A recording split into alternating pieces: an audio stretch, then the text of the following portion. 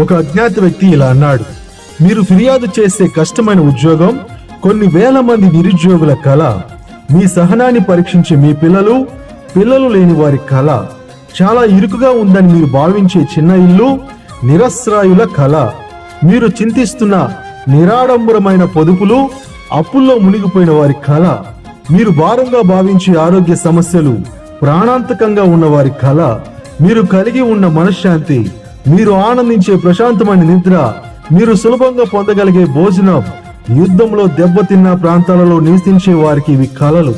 మనకున్న ప్రతి దానిని మనం గౌరవించాలి. దేవుడు వాక్యం చెప్తుంది యాకోబు 4:14లో, రేపేమి సంభవించడం మీకు తెలియదు, మీ జీవం ఏపాటిది, మీరు కొంతసేపు కనపడి అంతలో మాయమైపో ఆవిరి వంటి వారే.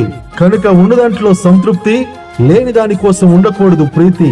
మనం ఏ స్థితిలో ఉన్నను సంతృప్తి కలిగిన జీవితం జీవించే కృపను దేవుడు ఇచ్చునుగాక. ఆమేన్.